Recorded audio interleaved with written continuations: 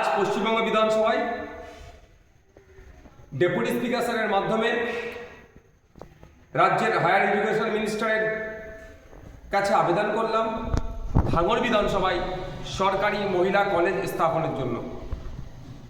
মাননীয় মন্ত্রীকে বললাম, ভাঙড় বিধানসভার বেশিরভাগ মানুষ কৃষিকাজের সাথে যুক্ত, ডে লেবার, দিন আনে দিন খায়, আর ইনফরমাল সেক্টরে তারা বেশিরভাগ কাজ করে। তারা আর্থিকভাবে খুব একটা সঙ্গতি তাদের নাই। তাদের বাড়ির মেয়েরা পুরুষদের সাথে সাথে উচ্চশিক্ষায় শিক্ষিত হওয়ার জন্য তারাও প্রস্তুত, কিন্তু আর্থিক দুরবস্থার জন্য দূরে গিয়ে তারা পড়াশোনা সেই অর্থে করতে পারে না, কারণ যে ট্রান্সপোর্ট খরচ তাদের পক্ষে যোগান দেওয়া কষ্টসাধ্য হয়ে ওঠে।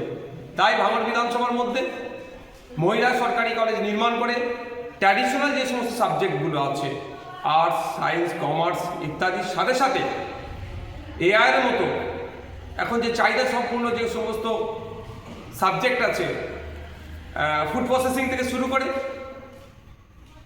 স্কিল ডেভেলপমেন্টের যেগুলো আছে, স্কিল এডুকেশন থেকে শুরু করে ফিশারিজ রিলেটেড যে সমস্ত সাবজেক্ট যেগুলো আছে, এই ধরনের গুরুত্বপূর্ণ সাবজেক্ট ওখানে ইনক্লুড করা হোক, এই দাবি করলাম।